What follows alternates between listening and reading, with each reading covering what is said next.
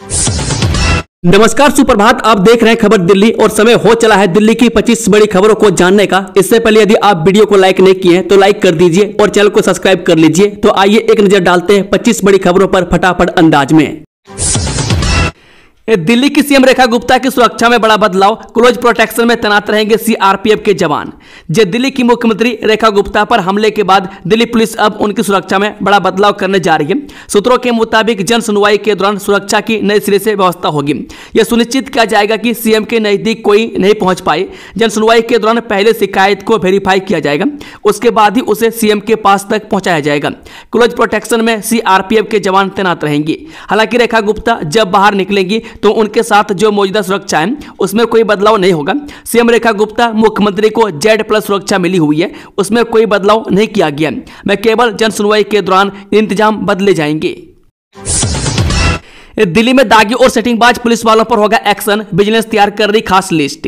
हर सप्ताह दिल्ली पुलिस का एक पुलिसकर्मी रिश्वत लेते हुए सीबीआई विजिलेंस के हत्थे चढ़ रहा है, जिससे पुलिस की छवि धूमिल हो चुकी है। ऐसे में दिल्ली पुलिस के आला अधिकारियों ने मंथन के बाद एक बड़ा फैसला लिया। दरअसल अब दिल्ली पुलिस के तमाम जिलों व यूनिट में तैनात दागी व सेटिंगबाज पुलिस वालों की लिस्ट तैयार करने के आदेश दे दिए गए। इसका जिम्मा विजिलेंस और डिस्ट्रिक्ट पुलिस को ही दिया गया। इसके तहत ऐसे पुलिसकर्मियों की लिस्ट तैयार की जा रही है।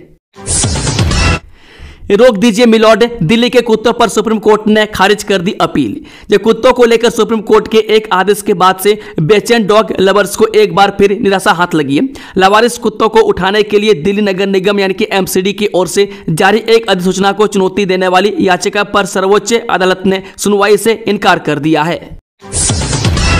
अयोध्या में बंदरों के लिए अनशन कर चुका है राज्य से रेखा गुप्ता के हमलावर ने बताई नई बात। दिल्ली की मुख्यमंत्री रेखा गुप्ता पर बुधवार को उनके सिविल लाइन्स स्थित आवास में जन सुनवाई के दौरान एक सनसनीखेज हमला हुआ।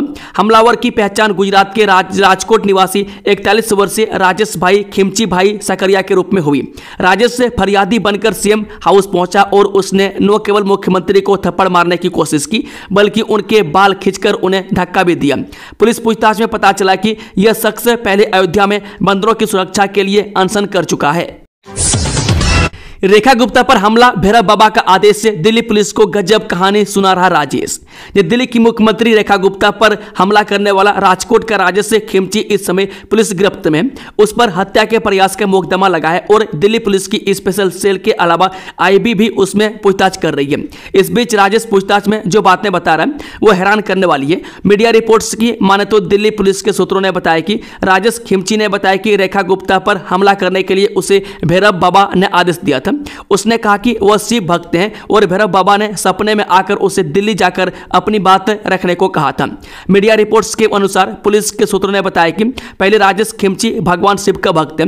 आवारा कुत्तों पर आए सुप्रीम आदेश के बाद उसे शिव जी के भैरव अवतार के दर्शन हुए थे। उन्होंने ही राजेश को दिल्ली जाकर अपनी बात रखने का आदेश दिया था। दिल्ली से किडनैप, राजस्थान से हुआ बरामद, पुलिस ने 18 घंटे में ढूंढ निकाला 3 महीने का मासूम।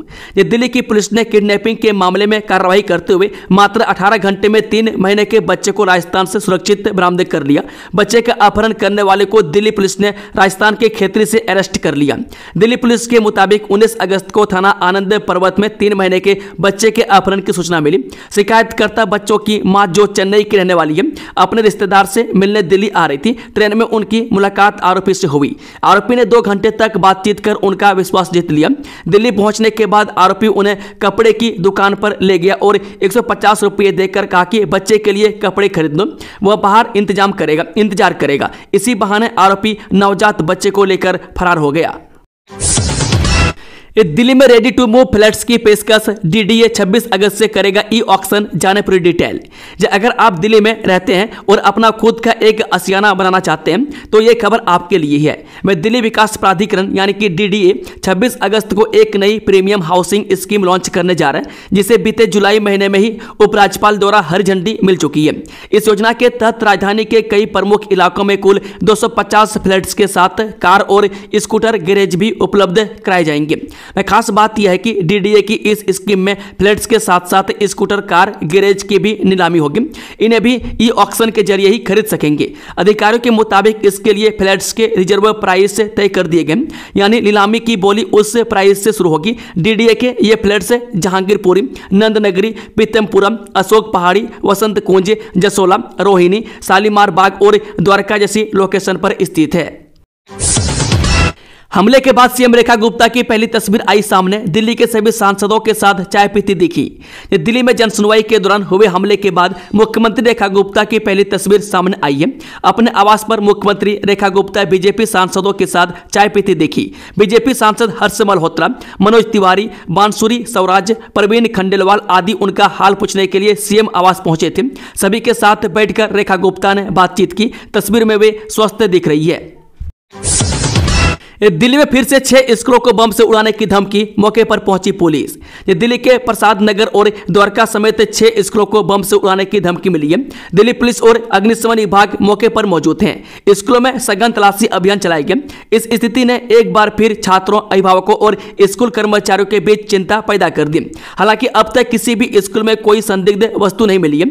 फिलहाल पुलिस स्कूलों को भेजे गए धमकी भरे संदेशों के बारे में पता लगाने में जुटी है।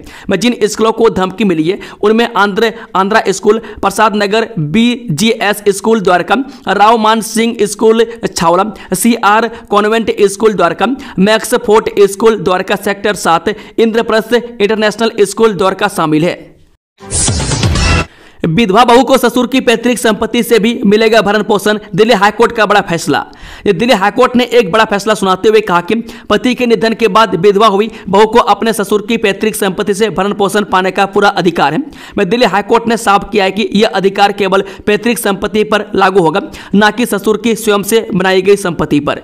दरअसल यह मामला एक महिला के द्वारा दिल्ली हाईकोर्ट में दायर याचिका से जुड़ा हुआ है, जिसके पति का निधन मार्च 2023 में हुआ था। महिला ने भरण पोषण के लिए अदालत में अर्जी दाखिल की। हालांकि उसके ससुर की मृत्यु पहले ही दिसंबर 2021 में हो चुकी थी। फैमिली कोर्ट और सिंगल जज ने उसकी याचिका खारिज कर दी थी। उसने हिंदू एडॉप्शन और मेंटेनेंस एक्ट 1956 की धारा 19, 21, 22 और 23 के तहत दायर याचिका खारिज किए जाने के आदेश को चुनौती दी थी। आज से शुरू होने जा रही है नई नवेली मेट्रो। ऑफिस जानने वालों की मौज ही मौज, देखें पूरी जानकारी। ये भारतीय रेलवे कोलकाता और इसके आसपास के क्षेत्रों के निवासियों के लिए इतिहास रचने जा रहा है। कोलकाता मेट्रो रेलवे के 3 नए सेक्शन 22 अगस्त से जनता के लिए शुरू होने जा रही है, जिनकी कुल लंबाई लगभग 14 किलोमीटर है। इस मेट्रो के शुरू होने के बाद 1 घंटे का सफर केवल 11 मिनट में पूरा हो जाएगा। दिल्ली में ट्रिपल मर्डर, महिला की मुंह बांध करके हत्या, पुलिस जांच में जुटी। ये साउथ दिल्ली से एक दिल दहला देने वाली वारदात सामने आई है। यहाँ घर के अंदर से 3 शव बरामद हुए हैं, जिसमें एक महिला और 2 युवक शामिल हैं। सूचना मिलते पुलिस ने मौके पर पहुंचकर घर को पूरी तरह से सील किया और आगे सबूत जुटा रही है। पुलिस को मृतक महिला का मुंह बांधा हुआ मिला। वहीं ग्राउंड फ्लोर पर खून से लथपथ में 2 शव पड़े मिले। पुलिस को परिवार का चौथा सदस्य सिद्धार्थ घर से गायब मिला। स्थानीय लोगों से पूछताछ में पता चला कि सिद्धार्थ मानसिक बीमारी का इलाज करा रहा था। इतना ही नहीं, प्राथमिक जांच में यह भी सामने आया कि सिद्धार्थ ने किसी से कहा था कि उसने अपने परिवार की हत्या कर दी है और अब वो यहां नहीं रहेगा। दिल्ली में अभी तक महिलाओं को 2500 रुपये देने का वादा पूरा नहीं हुआ, सौरभ भारद्वाज। जब भाजपा सरकार द्वारा की जा रही दिल्ली की जनता के हकों की चोरी के खिलाफ आम आदमी पार्टी ने बुधवार को चोरी की शिकायत दें अभियान की शुरुआत की। प्रदेश संयोजक सौरभ भारद्वाज ने आप महिला विंग की दिल्ली प्रदेश अध्यक्ष सारिका चौधरी के साथ पार्टी मुख्यालय से अभियान का आगाज किया। इस दौरान दिल्ली के अलग अलग इलाकों में आई महिलाओं ने 2500 रुपये, फ्री सिलेंडर, फ्री दवा और फ्री सुविधाओं की चोरी होने की शिकायत दर्ज कराई। इस बाबत सौरभ भारद्वाज ने कहा कि भाजपा ने पहले वोट चोरी, साड़ियों व पैसे बांटकर दिल्ली का चुनाव जीता और अब दिल्ली वालों के हकों की चोरी कर रही है। यही कारण है कि अभी तक न तो मोदी जी का महिलाओं को 2500 रुपये देने का वादा पूरा हुआ और न ही किसी को मुफ्त सिलेंडर मिला। अब धीरे धीरे सारी मुफ्त सुविधाओं की भी चोरी हो रही है। दिल्ली चिड़ियाघर में विजिटर्स को अगले हफ्ते से दिखेंगे ऊद बिलाव, लगभग 19 साल बाद आएंगे नजर। जी हां, 6 दिन पहले सूरत चिड़ियाघर से आए एक जोड़ा ऊद बिलाव के रहने के विशेष इंतजाम दिल्ली चिड़ियाघर में किए जा रहे हैं। विशेष प्रकार का पिंजरा बनवाया जा रहा है। अंतर्राष्ट्रीय प्रकृति संरक्षण संघ की लुप्त प्राय संकटग्रस्त की सूची में शामिल ऊद बिलाव के रखरखाव के लिए दिल्ली चिड़ियाघर ने एनिमल कीपर को ट्रेनिंग भी दिलाई है। मैं फिलहाल ये ऊद बिलाव 21 दिन का क्वारंटाइन पीरियड पूरा कर रहे हैं। अगले महीने के पहले हफ्ते में विजिटर्स के देखने के लिए ऊद बिलाव के जोड़े को बीट नंबर 11 के बाड़े में लाया जाएगा। मैं दिल्ली चिड़ियाघर के डायरेक्टर डॉक्टर संजीत कुमार ने बताया कि ऊद बिलाव के खाने के विशेष इंतजाम किए गए। वह सामान्य मछली नहीं खाता है, उसके लिए विशेष प्रकार की मछली की व्यवस्था होती है। कटेवाड़ा तक डीटीसी की नाइट बस सर्विस चलाने की मांग, गांव के यात्रियों को मिलेगी राहत। जब विधानसभा क्षेत्र के कटेवाड़ा गांव के लोगों ने डीटीसी की नाइट बस सेवा शुरू करने की मांग की है। ग्रामीणों का कहना है कि रात के समय काम से लौटने वाले यात्रियों को पब्लिक ट्रांसपोर्ट की सुविधा नहीं मिलती। मांग है कि रूट नंबर 169 और रूट नंबर 941 चलती है, उसे नाइट बस सेवा के रूप में भी शुरू किया जाए। ग्रामीणों का कहना है कि इससे न केवल कटेवाड़ा पब्लिक, मुंगेशपुर, दरियापुर हरेली, बाजितपुर, नांगल, ताकरान, जटखोर और कुतुबगढ़ गांव के यात्रियों को भी राहत मिलेगी। विशाल वत्स ने बताया कि रात में काम खत्म कर लौटी महिलाओं को बवाना या कंझावाला के बाद कोई साधन नहीं मिलता है। यहां मेट्रो की भी सुविधा भी नहीं है। अभी अधिकांश बसें रात 11 या 12 बजे तक ही यहां पहुंचती है। इसके बाद न तो टैक्सी मिलती है और न ही ऑटो। दिल्ली में बिना लाइसेंस और हेलमेट चला रहा था स्कूटी, जब पुलिस ने रोका तो पहले की पिटाई फिर फाड़ी वर्दी। जब बिना हेलमेट व विपरीत दिशा से आ रहे स्कूटी सवार 2 लड़कों को रोकना यातायात पुलिस कर्मी को भारी पड़ा। लड़कों ने यातायात पुलिस कर्मी के साथ मारपीट की, वर्दी भी फाड़ दी। वहीं एक अन्य पुलिसकर्मी का मोबाइल फोन भी लूट कर ले गए। पीड़ित पुलिसकर्मी की शिकायत पर मोरिया एनक्लेव थाना पुलिस ने इस मामले को 2 आरोपितों को गिरफ्तार कर लिया। उत्तरी पश्चिमी जिला पुलिस उपायुक्त भीष्म सिंह ने बताया कि 19 अगस्त को मधुबन चौक पर यातायात पुलिस कर्मचारियों पर हमले की एक घटना सामने आई। 30 मिनट की मोहलत और फिर गरजने लगे बुलडोजर। गुरुग्राम के हीरो होंडा चौक पर ताबड़तोड़ एक्शन। जब गुरुग्राम के हीरो होंडा चौक पर NHAI दस्ता द्वारा ताबड़तोड़ बुलडोजर एक्शन चलाई गई। यह कार्रवाई हीरो होंडा चौक से उमंग भारद्वाज चौक तक सड़क चौड़ीकरण के बीच में आ रहे अवैध निर्माण को तोड़ने की क्रम में की गई है। बुलडोजर एक्शन के मौके पर ड्यूटी मजिस्ट्रेट के रूप में पटौदी के तहसीलदार रोहतास सिंह मौजूद रहे। दिल्ली हाईकोर्ट की करोलबाग बाजार में कमर्शियल वाहनों की एंट्री पर सख्ती, सुबह 7 से रात 10 बजे तक प्रवेश बंद। दिल्ली हाईकोर्ट ने करोलबाग बाजार में सुबह 7 से रात 10 बजे तक वाणिज्यिक वाहनों के प्रवेश पर रोक का सख्ती से पालन करने का आदेश दिया है। कोर्ट ने पुलिस और परिवहन विभाग की कार्रवाई को नाकामी बताते हुए ई रिक्शा समेत सभी वाणिज्यिक वाहनों पर तय समय अवधि में लोडिंग अनलोडिंग रोकने के निर्देश दिए। अतिक्रमण पर निगम से ब्यौरा मांगा गया है। कुत्ता पकड़ने गई MCD टीम पर हमले मामले में पुलिस की बड़ी कार्रवाई, 4 महिला समेत 6 को धर दबोचा। रोहिणी सेक्टर 16 3 में कुत्ते पकड़ने गई नगर निगम की टीम पर हमला व गाड़ी में तोड़फोड़ मामले में 4 महिला समेत 6 लोगों को पुलिस ने पकड़ा है। पुलिस ने CCTV कैमरे की फुटेज की जांच करने के बाद इन सभी आरोपितों को पकड़ा है। रोहिणी जिला पुलिस अधिकारी के मुताबिक रोहिणी सेक्टर 16 3 में नगर निगम कर्मचारियों के साथ हुई हाथापाई समेत गाड़ियों में तोड़फोड़ मामले में अभी तक कुल 4 महिलाओं समेत 7 लोगों को पकड़ा जा चुका है। SDM ने सील किए 6 पानी के प्लांट, मालिक पर लगाया 50,000 का जुर्माना। एक्शन से मचा हड़कंप। जब पूर्वी दिल्ली के शाहदरा में SDM ने भूजल का दोहन करने वाले 6 पानी के प्लांट को सील कर दिया। में जाफराबाद और मौजपुर में की गई इस कार्रवाई में प्रत्येक प्लांट पर 50,000 रुपये का जुर्माना भी लगाया गया। अवैध रूप से चल रहे इन प्लांटों के खिलाफ पुलिस की मौजूदगी में कार्रवाई की गई और मशीनों को जब्त कर बिजली कनेक्शन काट दिए गए। दिल्ली हाईकोर्ट का फर्जी वेबसाइट और ऐप्स पर शिकंजा, प्रेमजी इन्वेस्ट के नाम पर ठगी रोकने का आदेश। दिल्ली हाईकोर्ट ने फर्जी वेबसाइट, डोमेन्स और मोबाइल एप्लीकेशंस को प्रेमजी इन्वेस्ट नाम और लोगों का इस्तेमाल करने से रोक दिया है। अदालत ने कहा कि इन फर्जी प्लेटफॉर्म्स द्वारा निवेशकों को गुमराह कर ठगी करने की आशंका है। इससे अजीम प्रेमजी फाउंडेशन और उसके निवेश समूह की साख को गंभीर नुकसान हो सकता है। न्यायमूर्ति मनमीत प्रीतम सिंह अरोड़ा की पीठ ने कहा कि प्रतिवादी पक्ष ने प्रेमजी शब्द का इस्तेमाल कर नकली नकली वेबसाइट, ऐप और व्हाट्सएप ग्रुप बनाए व वरिष्ठ प्रबंधन के नाम और तस्वीरों का गलत उपयोग किया। यह मामला PI इन्वेस्टमेंट एडवाइजरी LLP की याचिका पर दायर हुआ था। कंपनी का कहना था कि कुछ अज्ञात लोग premgx.com और playdategoogle.org जैसे डोमेन नामों के जरिए जनता को निवेश के लिए लालच देकर ठगी कर रहे थे। शेल्टर होम में लवारिस कुत्तों की 2 से 3 साल बढ़ जाएगी उम्र, सड़क हादसों और बीमारियों से मिलेगी मुक्ति। जो राजधानी में लवारिस कुत्तों के लिए बनाए जाने वाले शेल्टर होम न सिर्फ उन्हें सुरक्षित ठिकाना देंगे बल्कि उनकी औसत आयु भी बढ़ा देंगे। विशेषज्ञों का कहना है कि सड़क पर भटकते रहने के बजाय यदि कुत्ते सुरक्षित और स्वास्थ्य सुविधाओं से लेस शेल्टर में रहें तो उनकी जिंदगी 2 से 3 साल लंबी हो सकती है। ऐसा इसलिए क्योंकि वहां न तो उन्हें सड़क हादसों का खतरा रहेगा और न ही संक्रमित बीमारियों की चपेट में आने की संभावना रहेगी। ऐसे वहीं MCD के अनुसार शेल्टर होम्स में कुत्तों की देखरेख के लिए पुख्ता इंतजाम किए जाएंगे। यहां उन्हें नियमित भोजन, साफ सुथरा वातावरण और समय समय पर चिकित्सा जांच की सुविधा उपलब्ध कराई जाएगी।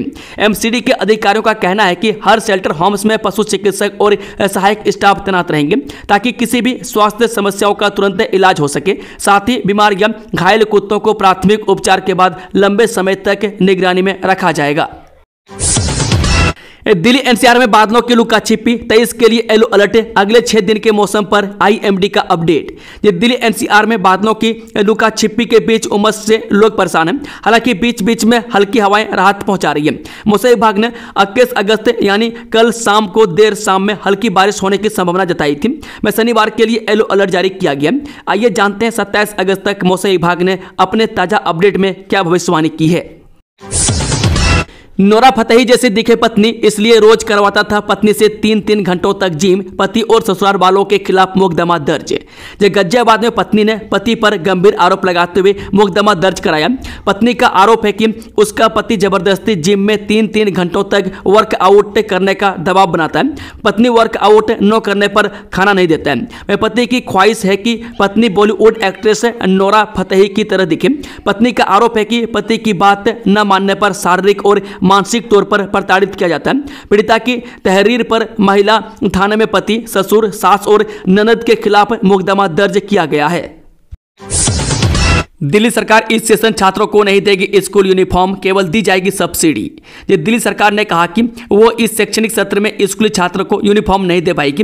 दिल्ली सरकार ने दिल्ली हाईकोर्ट में कहा कि यूनिफॉर्म बांटने में व्यवस्थागत परेशानियां हैं, इसलिए वो केवल सब्सिडी ही देगी। याचिका NGO जस्टिस फॉर ऑल ने दायर की है।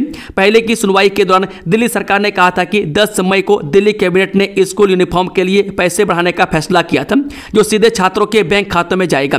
दिल्ली सरकार ने कहा कि पहले यूनिफॉर्म के लिए बच्चों के खाते में 1250 रुपये जाते थे, जो अब बढ़कर 1700 रुपये कर दी गई है। सुनवाई के दौरान यूनिफॉर्म के लिए पैसे में इस बढ़ोतरी को याचिकाकर्ता की ओर से काफी कम बताया गया।